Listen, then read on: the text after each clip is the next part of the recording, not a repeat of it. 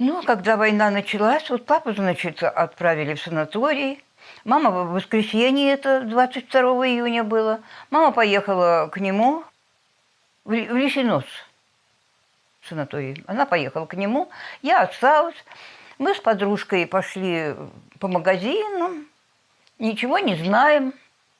Подойдем к репродуктору, народ стоит. Скажите, а о чем говорили? Ой, вы знаете, я только подошла, я тоже не знаю. И вот так. Это, обошли мы Апраксин, гостинку, пассажи побывали. Обратно вернулись, идем там мы. Я говорю, туфельки я не купила себе ничего.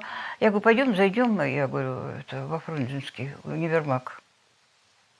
Зашли в универмаг. А здесь отдел электро... Тут были все. И вдруг, значит, говорят, объявляют. Внимание, внимание. Мы в 6 часов вечера только узнали, что началась война.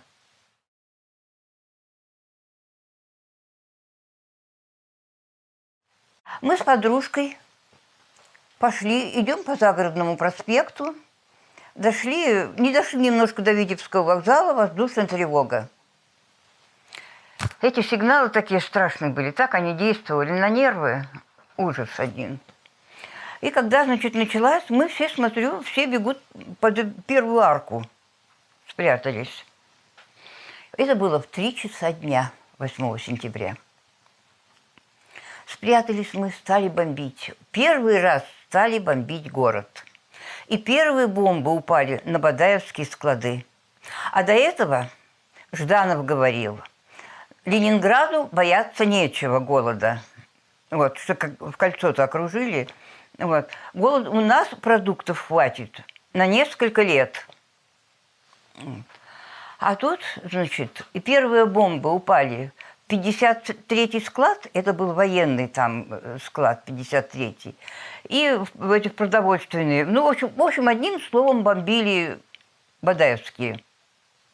Пожар был страшный. Мы вот у Витебского вокзала, пламя было видно, дым такой густой, такой черный, вот облака плотные, дым еще плотнее был.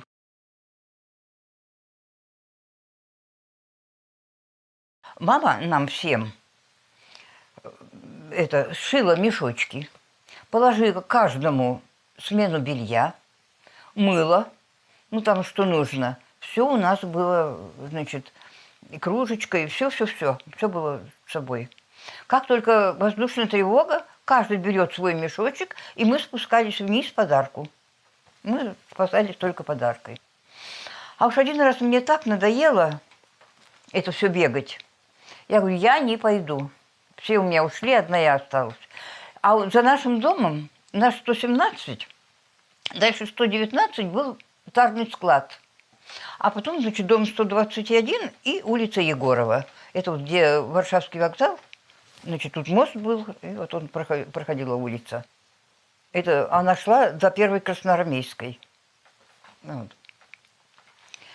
Я осталась, лежу, вдруг бомба попала в этот тарный склад. Наш дом стоял прямо, вот так вот накренился, а у меня кроватка на колесиках была. Я с кроваткой поехала, и какое-то время потом дом обратно на свое место встает, и я на свое место встала. Вот такие были дела.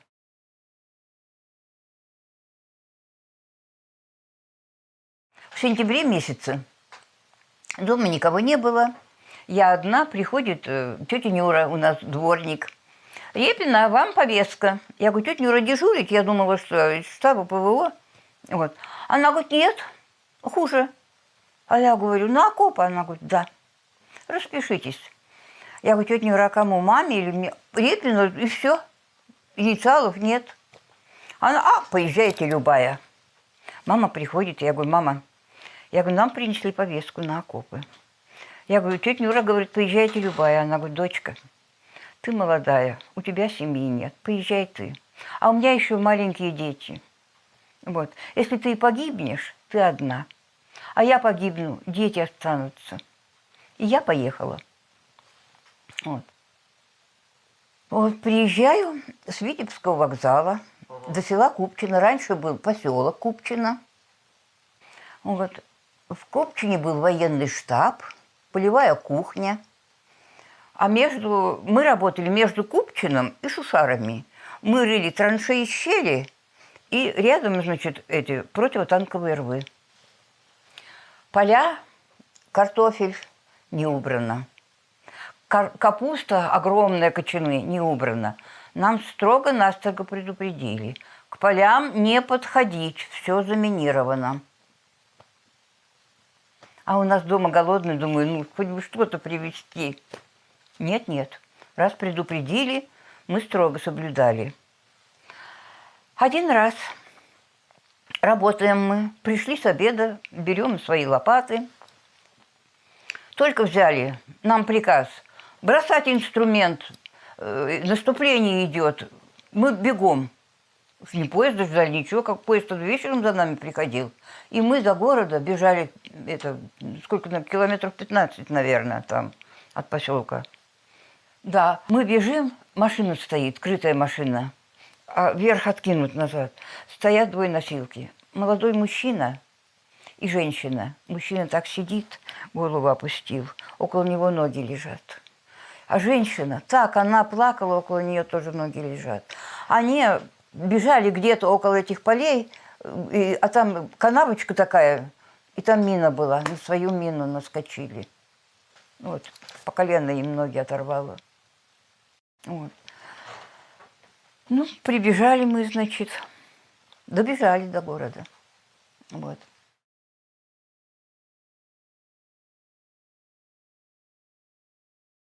Первого декабря у нас еще свет был,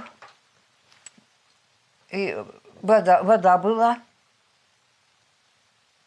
Да, папа собрал, баня была последний раз, и свет был последний раз. Ага. Папа собирается в баню, говорит, что я хоть пойду, говорит, собери детям белье с ребятишками. Вот, мама собрала, а маленький брат с 30-го года и говорит, заплакал, папа, я не могу идти, я не пойду. А мама говорит, что мама, ладно, говорит, я его дома помою, уж идите с Володей. Они ушли. Мама на кухню вышла, я лежала на кроватке, тут у меня, значит, была, а стол у нас посередине был, он сидел, вот так вот положил голову на ручки, сидел и упал. Я говорю, мама, пошла на кухню, я говорю, Витя упал. Она приходит, посмотрела, а он, говорит, умер. Вот. Хоронили мы его 7 числа. Повезли мы, папа идет по тротуару, мы по обводному с Володей везем. А хоронили, гробик папа сделал сам. Из задней стенки, у нас дубовый шкаф был старинный, заднюю стенку он разобрал, сколотил ему гробик. Вот. Вынесли его, а на чем везти-то? На маленьких саночках не увезешь гроб. Он взял у ребят лыжи, приколотил лист фанеры к ним, веревочку, значит, сделал. Вот, и мы с Володей повезли. Везем по обводному. А он плачет. Лена, я ведь не могу идти-то, я не могу совсем. Я говорю, Вовочка, милый, я говорю, ну надо же Витечку-то, я говорю, похоронить. Да, вот Вовочку-то Витечку вези, а Вовочка-то умрет. Кто Вовочку-то повезет? Плачет. Привезли мы его на кладбище на Волковское. Вот. Там народу полно, в очередь встали. Значит, наша очередь подошла, нам это взяли там, оформили его. Из гроба его вытряхнули, а у них там печка топилась, где они оформляли документы. Гроб этот сразу на дрова, а его в общую могилу 18 человек там было. Такую яму вырыли и туда его бросили. А мама, знаете, мы сели за стол, она настолько исхудала, она говорит, ой, заплакала. Я, говорит, ведь сидеть-то не могу совсем, у меня кости больно. Я говорю, мама, подожди, я тебе эту подушечку положу. Положила подушечку, села. Вот. Ой, я лягу, пойду, я не могу. Легла, я эту подушку ей положила, она лежит и говорит, ой. Дайте хоть корочку хлебца. Как я хочу есть. Глаза закрыла вот так вот и умерла.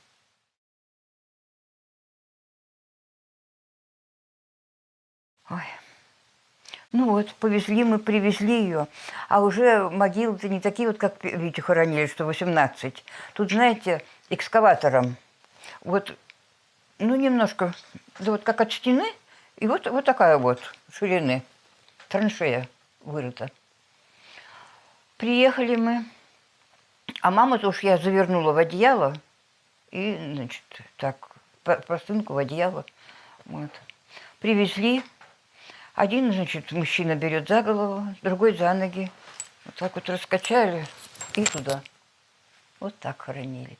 И до этого у меня слез не было, я не плакала. Ну как вот так вот бросили, из меня как вот слезы градом прямо посыпались. 22-го мама еще лежит, папа мне и говорит: дочка, пойдем, Володя, отвезем в больницу Пастера, детская больница на 10-й Красноармейской. Пойдем, говорит, его. Там, говорит, все-таки будут его и подлечат, и поправят. Мы его посадили на саночки, повезли. Привозим на 10-ю Красноармейскую. Нас не приняли. Поехали обратно. Папа и говорит: Лена, поедем, говорит, в больницу Коняшина. Это, знаете, где она находится? За Московскими воротами. У Московских ворот, в общем, там. Вот, где скороход, электросила. Понятно, да. Угу. Вот. И мы поехали, а он заплакал. Куда вы меня везете? Дайте мне хоть спокойно умереть. Вот. А папа говорит: Володя, тебя там поправят, мы в больничку свезем тебя, там кормить тебя будут. Привезли мы его, полно народу в приемном покое. Вот. Папа мне и говорит, уж он-то видит ситуацию, что он не жилец. Мне и говорит: дочка, бери саночки, иди домой, еще тебе ведь далеко идти до дома. Вот. Я взяла саночки, пошла, прихожу домой, он приходит вечером. Я говорю: папа, ну как? Я говорю: ой, его положили в палату, а фактически я ушла, он тут же умер в приемном покое. Его хоронила больница. А 3 января я пошла в магазин, в булочную, за хлебом. Прихожу, папы дома нет, записка на столе. Лена, я попросил дворника, чтобы он меня отвез в больницу Коняшина. Вот. И, Господи, я заплакала, я вот совсем одна осталась. Я на другой день пошла в больницу. Прихожу, говорю: папа, ну ты меня совсем оставил. Он говорит: дочка, ты замучилась с покойниками. Я умру, я не выживу, я уже чувствую. Вот. И он в больнице только 10 дней жил. 3-го поступил, 13-го умер. Вот. Принесли как раз обед, 2 ложки манной каши. Он говорит: дочка, ешь. Я говорю: папа, ну это же тебе принесли. Ешь, ешь, тебе ведь далеко до дома идти. Ешь. И вот тебе стакан сладкого чаю. Свой обед он мне отдал.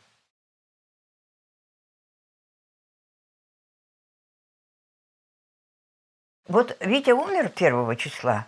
Карточка-то его осталась у нас на руках. Мы этот его 125 грамм мы делили на всех. Вот. Мама умерла. Мамина карточка осталась, Володина карточка осталась. Мы с папой делили. Поровну всем аккуратно разделим. И каждый распоряжался своим куском, как желал. Кто хочет, сразу съест, кто делит на кусочки. У нас был самовар. Мы самовар греть-то чем? Углей-то нет. Вот. Папа стулья стал пилить, ножки отпилит. Самовар вынесем на площадку, поставить на окно. Согреем самовар, поставим тарелки, посолим это, нальем из краника, вроде как суп. Вот. Кто покрошит хлебушка, кто как прикусит, кто как хочет. Вот у нас обед был. Ну вот, а потом мамины знакомые, ну тут по подъезду-то все, по лестнице все наши знакомые. Я к ним ходила. Вот, я говорю, надо самовар продать. Вот одна говорит: я у вас куплю. Вот. Она мне дала 3 пайки хлеба за самовар, 900 грамм. Я была так довольна. Вот. Пришлось расстаться.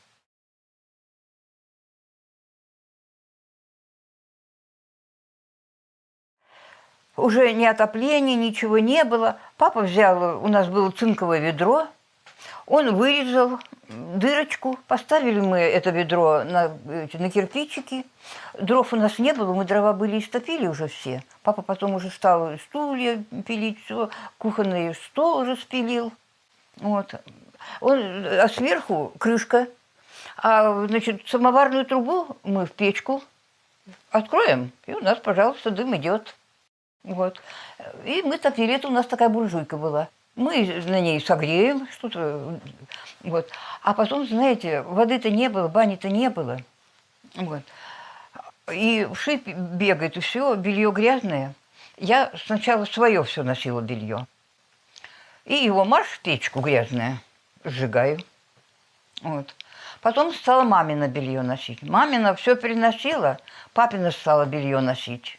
И все в печку, все сниму в печку, сжигаю, в печку сжигаю. Потом вот Володина, видите, маленький, Володя побольше, я его стала белье носить. Все сжигала. Потом уж белья нету, чем топить, нечем. А у нас было, папа был член партии. Выписывал, значит, мы покупали, у нас 32 тома Ленина было и 12 томов Сталина. Вот. Ленина мне жалко было жечь, а Сталина грешна сожгла. Вот эти 12 томов. Ну, я уж молчала, посадят ведь за это дело. Теперь-то можно говорить, теперь все рассекречено.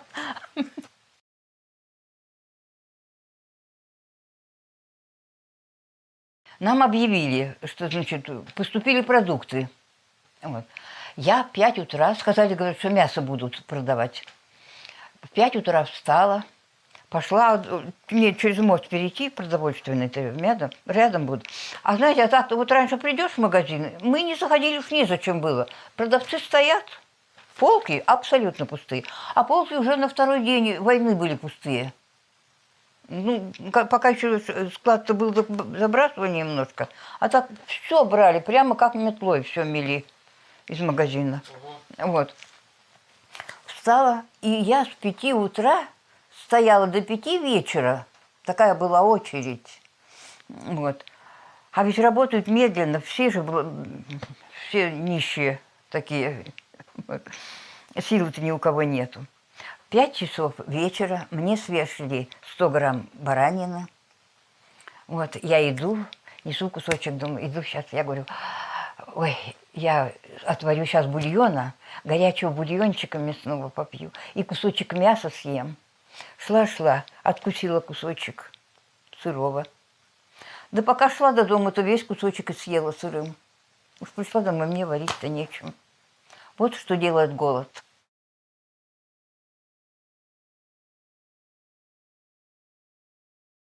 За водой мы ходили, я с бетончиком. Ведь из обводного не будешь брать воду. Там же все отходы туда все идут, все штучные эти. Нам на 5-й Красноармейской открыли люк, как колодец. И мы туда ходили. Все жители, все ходили туда, значит, в этот колодец. Бетончик принесу. Ну, у меня вода есть, кипятить чай есть, что. Вот. У колодца здесь, ведь вытаскиваешь, она же проливается. Здесь все намерзло, станешь на коленочки. Думаешь, только бы не нырнуть туда, только бы не нырнуть. Вот. Ну, принесешь бетончик, насколько хватит. А крыс было, вы знаете, они стаями шли на водопой, на обводный канал спускаются. Другой раз идешь и ждешь, когда они пройдут, а то ведь они набросятся. Они такой хлам были. Ужас, ужас, что было.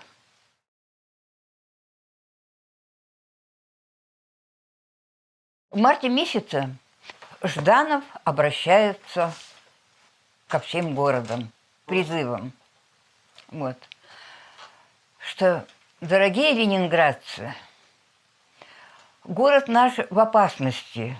Не было бы у нас эпидемии. А знаете, вот идет человек, вот иду я как-то, значит, в булочную, шел мужчина, упал, все, ему уже больше не подняться. Если упал человек, то все.